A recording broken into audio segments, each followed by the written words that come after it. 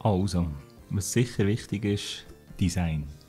Design ist wichtig, weil, was alle sagen, ich muss echt nicht weglegen, bei Hasselblad X2D sagen alle das Design. Das Design ist so gut, und ich hoffe, ihr seht es hier auf der oberen Kamera. Das ist sie, X2D von Hasselblad. Ich habe nie eine Hasselblad-Kamera gehabt. Ich habe mit Canon angefangen, mich irgendwann zu Sony weitergearbeitet, vorgeschafft. Canon hat mal so ein bisschen einen Dämpfer im Bereich Video, 2015, wo man so denkt, oh, Sony kommt jetzt da mega und macht Hybrid, Foto, Video, alles, super Autofokus und so weiter. Und man hat sich dann lustig machen, dann als letztes nach etwa 7, 8 Canon-Modellen ein 5D Mark IV gehabt. Also eigentlich ja, nicht ein 1DX, aber 5D Mark IV ist schon so ein bisschen, ja, kurz vor Flaggschiff-Kamera gewesen. Sensationelle Kamera, könnte man heute sich noch gönnen und wahnsinnig Hammerfotos machen. Es ist einfach noch ein klassischer Spiegelreflex mit einem Spiegelkasten oben geklappert und so. Also, nicht schlecht, das ist echt, es klickt noch vom Spiegel aufgeklappt. Aber um diese Kamera soll es heute nicht gehen, sondern um die hier. Vielleicht ist auch die Geschichte, wie ich bei dieser beglandet, fast zu lang. Jedenfalls probiere ich gerne Kameras aus. Ich bin durch das Ende vorletztes Jahr, also Ende 2022, bei Leica gelandet. Habe dort diverse Kameras ausprobiert, habe 2 Kameras gekauft, respektive 3. Hasselblad hat mir bei die als Witz gesagt, ja, wenn du jetzt Leica hast, dann hast du irgendwann schon Hasselblad. Ich habe keine, ich habe sie gemietet. Ich mache das eigentlich nicht so viel mieten, ausser ich brauche für einen Job irgendetwas, wo wirklich einfach keinen Sinn macht, dass ich es kaufe. Und hier, Hasselblad ist doch ein bisschen ein kontroverses Thema. Also jetzt nicht irgendwie eine Kamera, die man einfach kaufen wie Canon R5 oder eine Sony A7 IV, wo man weiss, hey, die ist gut, mit der kann ich alles machen, ich kann filmen, ich kann fotografieren. Mit der kannst du nicht filmen. Hasselblad hat auch schon Ausflüge gemacht im Bereich, man kann filmen. Bei der haben sie es weggelassen, finde ich gut. Hasselblad ist, glaube ich, einfach irgendwo durch eine Fotokamera. Eine Fotokamera. Natürlich, es ist eine Systemkamera, Wechselobjektiv. Also man könnte grundsätzlich sagen, können tut sie das so. Branchenschwester, wenn man das so sagen will, ist die Fujifilm GFX. Vielleicht der ein oder andere noch mehr Begriff oder schon mal mitbekommen. Das ist meine Hauptarbeitskamera. Also mit der Fujifilm GFX, zuerst mit der 100S. Ursprünglich 2020 mal zum Probieren bekommen von Fujifilm Schweiz, die GFX 100. Das ist die alte, graue, mit dem Batteriegriff fix dran. Ein riesen Monster, über 10'000 Franken gekostet, der Body alleine. Grosse Akkus, 3-4 Bilder in Sekunde und wirklich autofokusmässig halt noch 2020 Mittelformatkamera. Aber gleich auch schon eigentlich in dem Rahmen, wo sie ist, kompakt. Vielleicht habe ich das Bild zum Einblenden. Ich habe dann die 100S gekauft. Das ist echt die kleinere Version, die aber echt in fast allen Belangen, ziemlich allen Belangen besser ist. Mit der habe ich jetzt 4 Jahre gearbeitet, knapp 4 Jahre. Und habe 3,5. Haben wir jetzt die 100... aufpassen, wenn wir zu viel Namen haben. Also, die ich hatte, ist die 100S. Und die ich jetzt habe, ist die 102. Das ist eigentlich 100 Mark II, also mit 2 I, wenn ihr es googeln wollt. Das ist die Mittelformatkamera.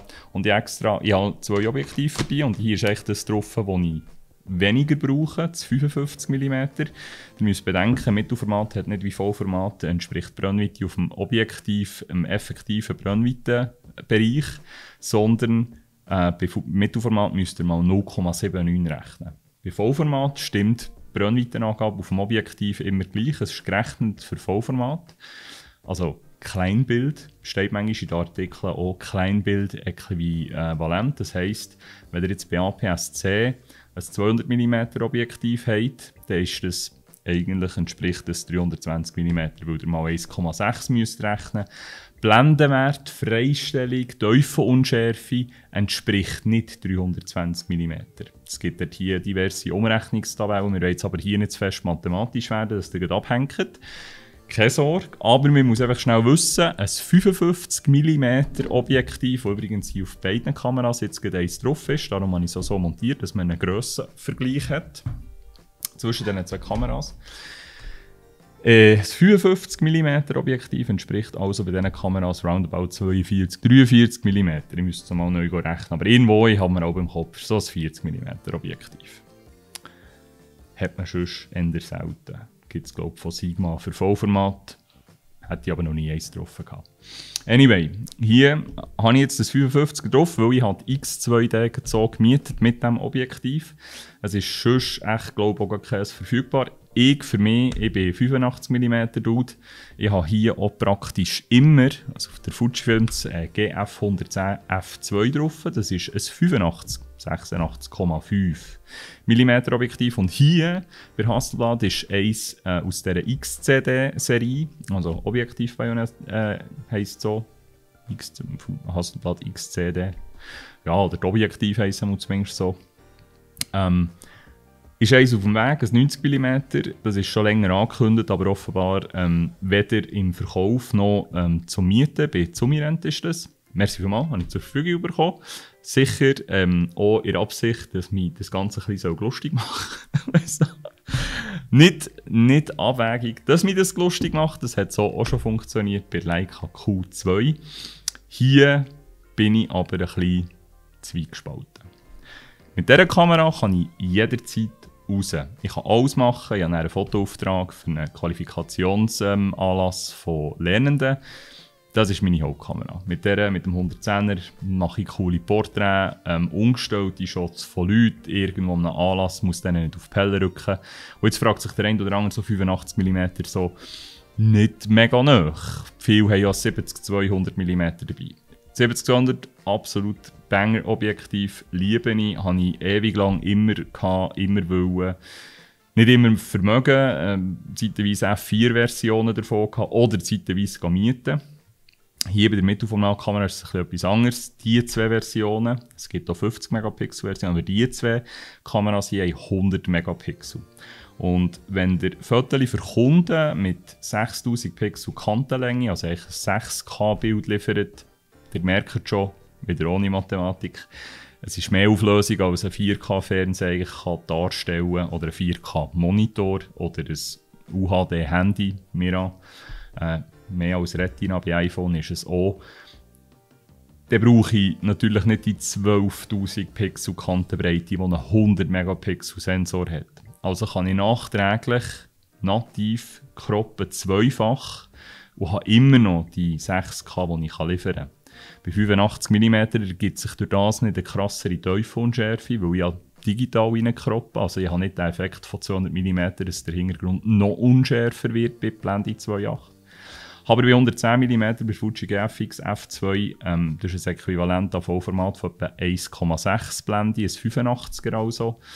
Mittelformat gibt ein bisschen mehr Tiefenunschärfe. Also ich muss häufig so ein bisschen abblenden, dass man nicht einfach komplett den Hintergrund nicht mehr kennt. Und das war schon bei einem Anlass auch nicht. Zu viel Tiefenunschärfe sieht in der heutigen Zeit fast ein bisschen KI generiert aus oder Greenscreen. Wollte man auch nicht. Man will ja erkennen, dass die Leute an diesem jeweiligen Anlass waren und man will auch vielleicht den Hintergrund oder den See, der Wald, die Landschaft ein bisschen erkennen. So viel zu dem Objektiv. Wir reden jetzt noch ein bisschen mehr über die Kamera, über das, was dafür und dagegen spricht. Für das haben wir hier ein paar Notizen müssen machen. Zuerst habe ich am Anfang schon gebracht, das ist das Design. Es ist eine mega schöne Kamera. Und der eine oder andere mal jetzt lachen und denkt, ja Stefan, mega schöne Kamera, macht ja auch nicht bessere Bilder. Bla. Kameras, die schön sind, fegen einfach mehr. Macht einfach mehr Spass.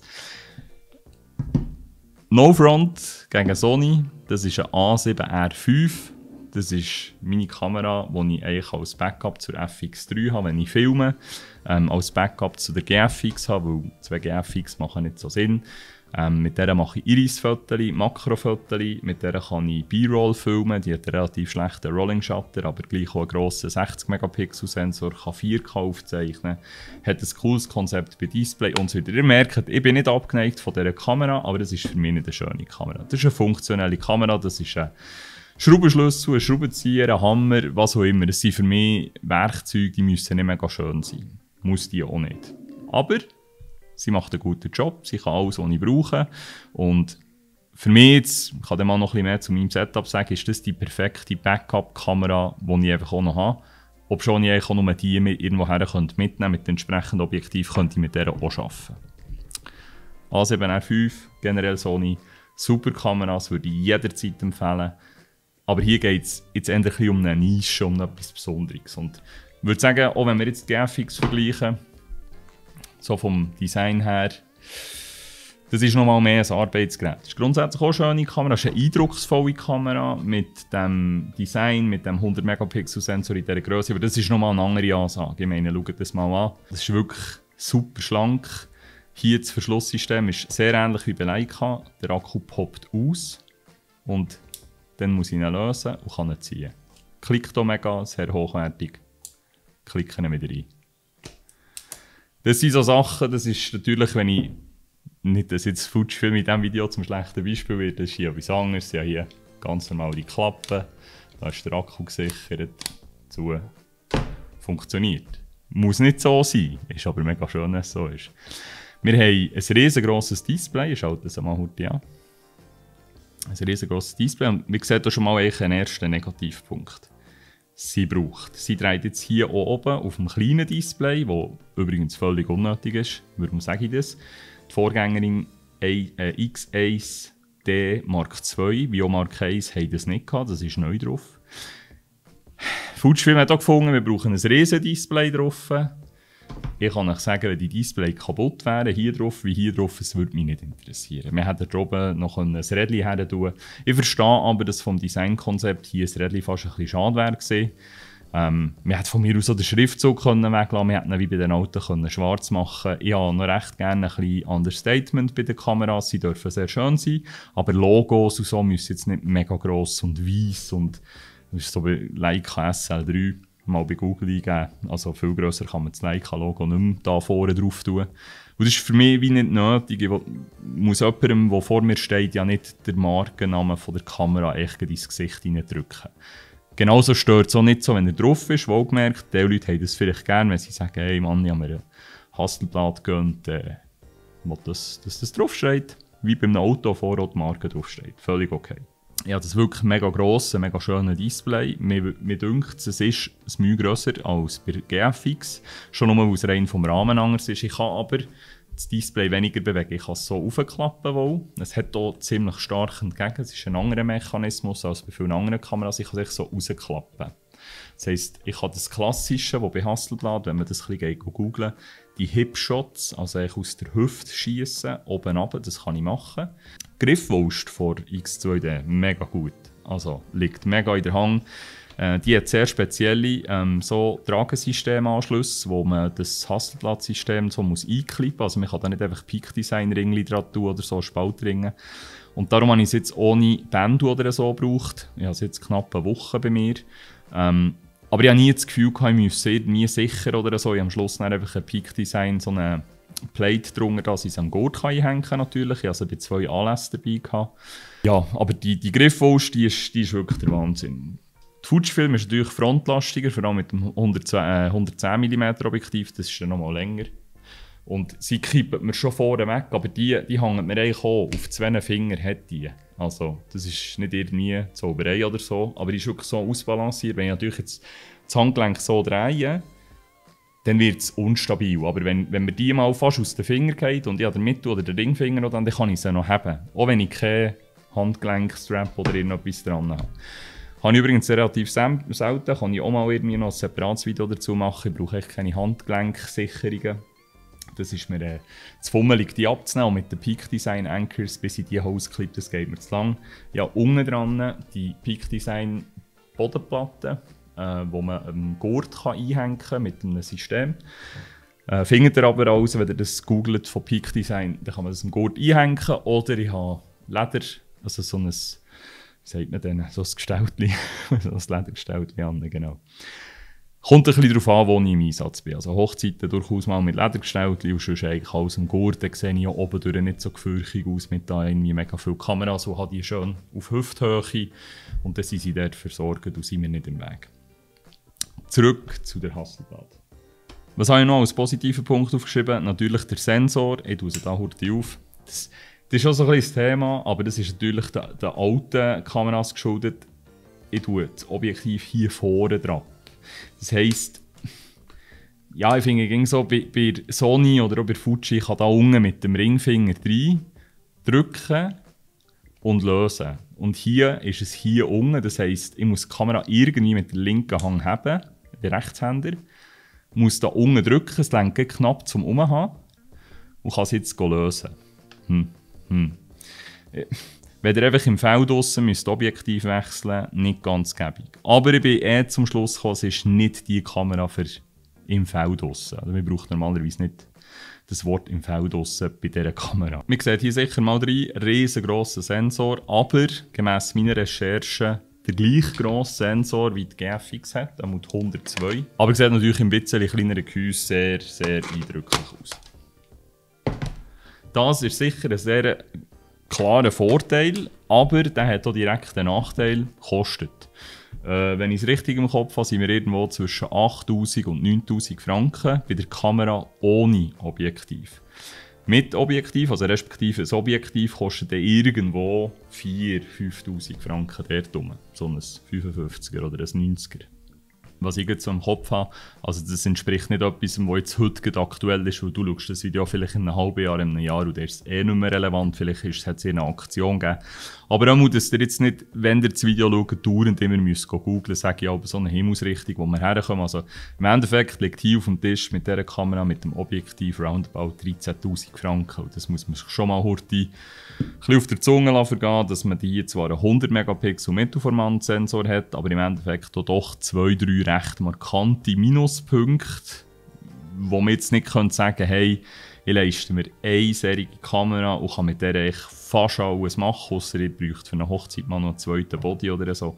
Aber das ist natürlich schon eine Ansage, ich gebe 13'000 Franken aus und eigentlich nicht eine Kamera, wo ich mich fotografisch frei ausleben kann. Ich brauche, vor allem wenn ich berufstätig fotografiere, noch irgendwie eine andere Kamera. Kommen wir zu einem Minuspunkt, den ich vergebe, wo ich merke, dass im Internet das ein Thema ist. Zuerst vielleicht noch ein positiver Punkt. Das Menü ist wahnsinnig cool.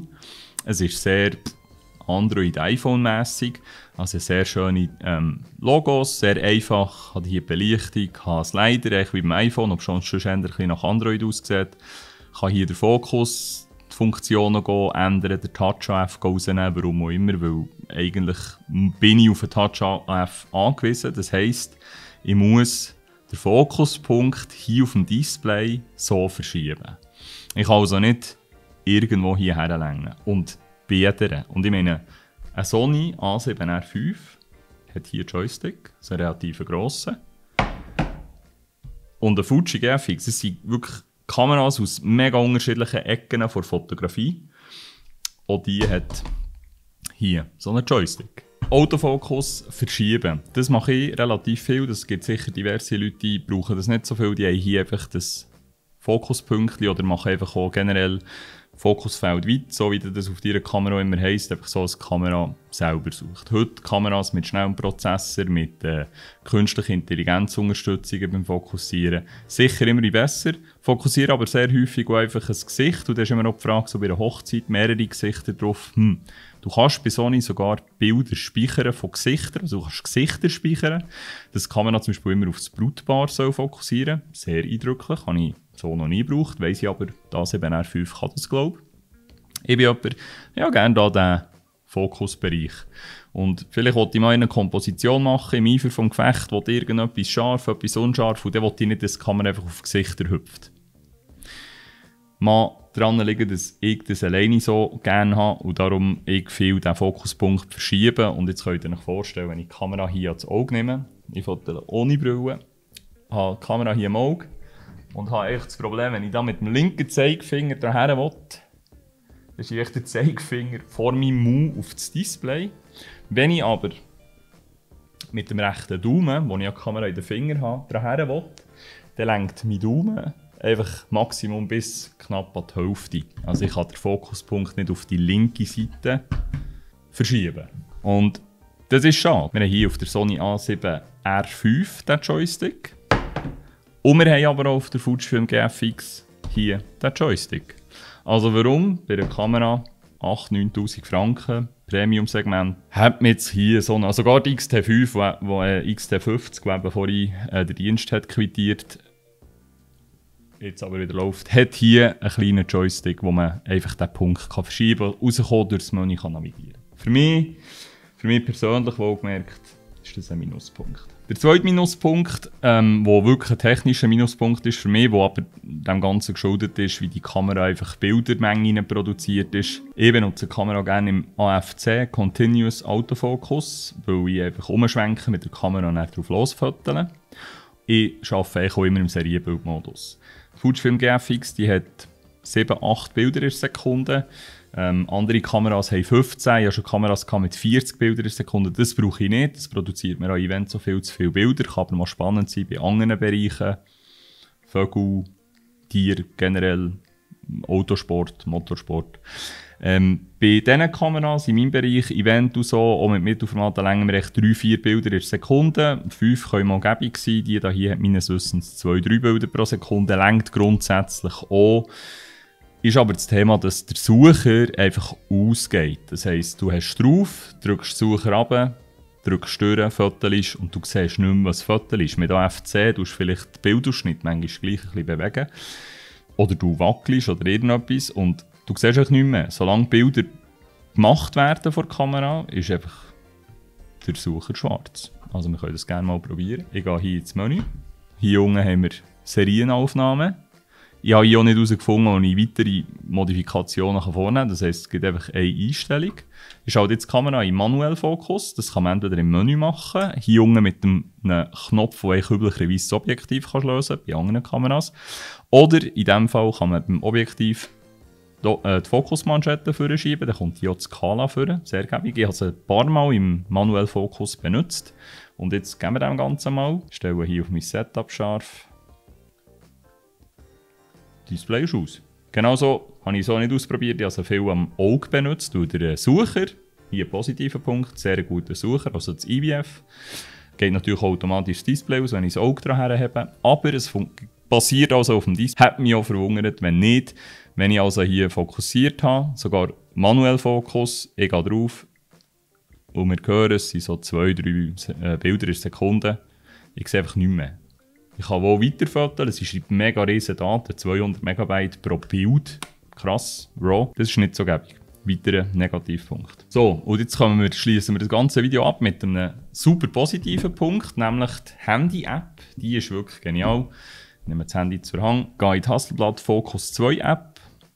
Da sieht man schon eine gewisse Übersicht. Ich habe gestern noch ein paar einfach Daily-Fotos gemacht. Ich habe das sehr gerne, wenn ich die Kameras teste, brauche ich es einfach mal 2-3 Tage hier. In diesem Umfeld. Ich nehme sie zwar mit auf einen Einsatz oder gehe extra das Fotoshooting machen, aber ich habe sehr gerne einfach eine Kamera mal hier unten auf dem Esstisch, wo ich dann, wenn ich koche oder so, einfach als Daily Driver, sagt man dem etwa so ein bisschen. Also einfach eine Kamera, die ich immer überall bei mir habe, mit ins Auto nehme, wenn ich irgendwo hergehe, wenn ich noch rausgehe. Ich habe fast immer eine Kamera dabei, sehr selten nicht. Und während ich hier rede, hat die Kamera sich selber auch schon gefunden mit der App, also das ist per Bluetooth. Und dann wird eigentlich eine WLAN-Verbindung aufgebaut. Kommt jetzt hier an, weil über die Bluetooth-Verbindung hat man zu wenig Datenraten für grosse Dateimengen zu übertragen. Über WLAN geht es, aber per Bluetooth kann ich die Kamera eigentlich viel schneller connecten. Per WLAN geht es auch nicht einfach so, dann müssen wir eigentlich wie mit einem Hotspot verbinden. Wird technische Einschränkungen geben für das. Es geht trotzdem auch immer, wenn noch ein Firmware-Update verfügbar, geht trotzdem natürlich immer ein paar Sekunden, wenn man jetzt in dieser Umgebung drauf muss warten, aber es ist sehr stabiler und es ist sicher etwa das 10., das 12. Mal, wo ich das brauche in dieser Woche und es hat jedes Mal funktioniert. Fujifilm hat neue Firmware rausgegeben, Leica hat neue Firmware fast alle 4 Wochen. Die versprechen immer Verbesserungen mit dieser Brücke. Zeitweise geht es mal einen Monat gut, dann kommt wieder ein Update vom iPhone, dann geht es wieder nicht mehr, kannst du im Internet lesen, so viel es willst. Es ist einfach immer so ein bisschen On-Off über das Jahr, mal geht es einen Monat gut, mal nicht. Hier kann ich jetzt nur von dieser Woche reden.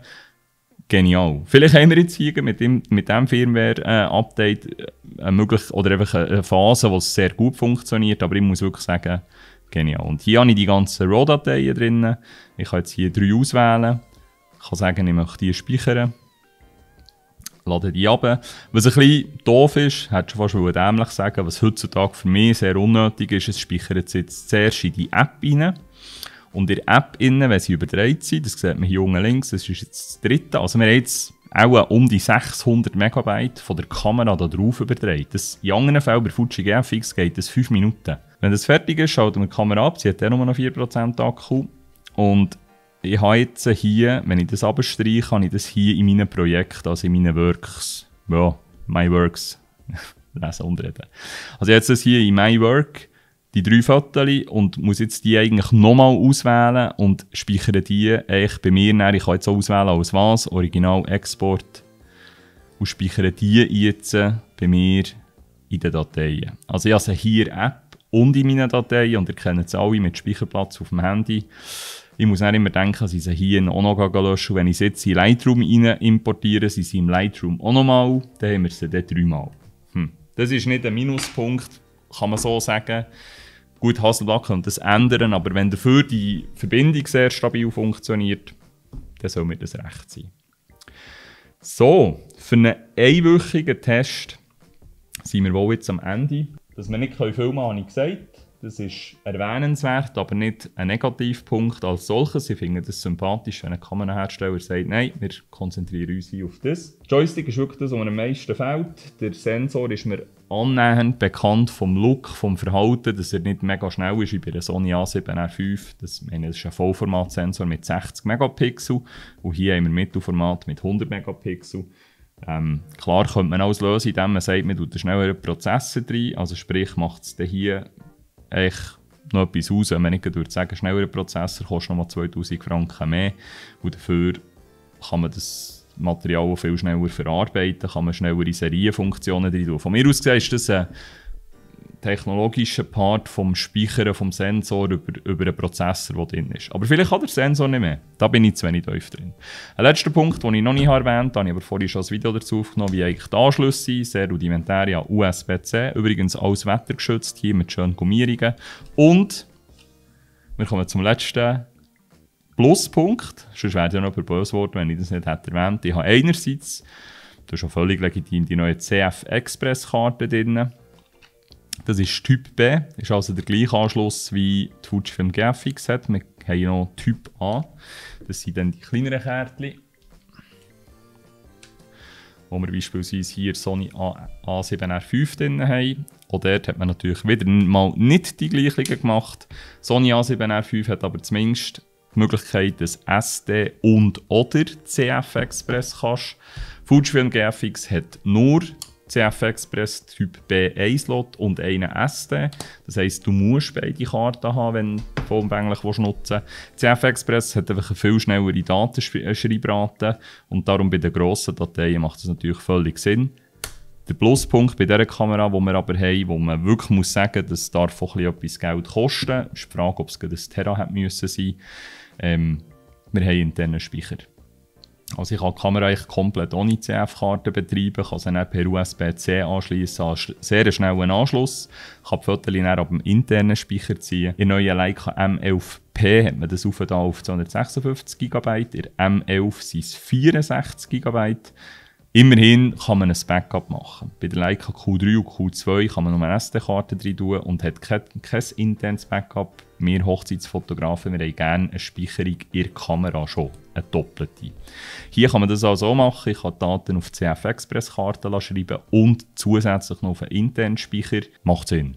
Könnte man eigentlich per sofort in alle Kameras einbauen. Das wäre es gesehen zu diesem Review nach effektiv nur eine Woche Miettour. Eigentlich eher untypisch. Ich werde in Zukunft sicher eher Reviews machen von Kameras, die ich gekauft habe, die ich auch länger habe gebraucht. Ich denke jetzt mal mit meiner Erfahrung von Kameras, wie benutzen. Und eben, ich bin an einem Gemeindefest mit ihr rumgelaufen. Ich bin an einer kurzen Hochzeit mit ihr unterwegs gewesen. Ich habe hier im Alltag diverse Fotos gemacht. Also ich würde sagen, ich habe sie doch recht intensiv getestet in dieser knappen Woche. Wenn ihr selber auch mal Lust habt, ein Hasselblad X2D zu mieten, dann zumirent.ch. Das ist der die Mietabteilung vom Foto Zumstein in Bern.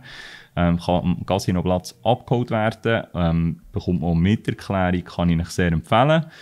Macht sehr Spass, sicher nicht etwas, wo ich eine Kaufempfehlung dafür aussprechen für jedermann und jede Frau. Schon eher etwas Spezielles, wo man sich vielleicht nach gewissen Jahren vom Fotografieren gönnt, vielleicht im Studiobereich, vielleicht Werbefotografie oder so High-End-Fotografie von Auto oder sonstigen Objekten oder Menschen.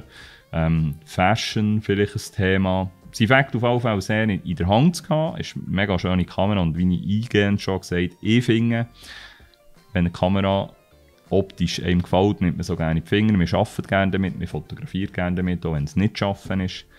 Darum würde ich, wenn mal in die Situation kommst, dass so ein Hasselblad für dich in Frage kommen, kann ich dir es empfehlen. Mit den Einschränkungen, die ich im Video erwähnt habe. Merci vielmals fürs Zuschauen und wir sehen uns im nächsten.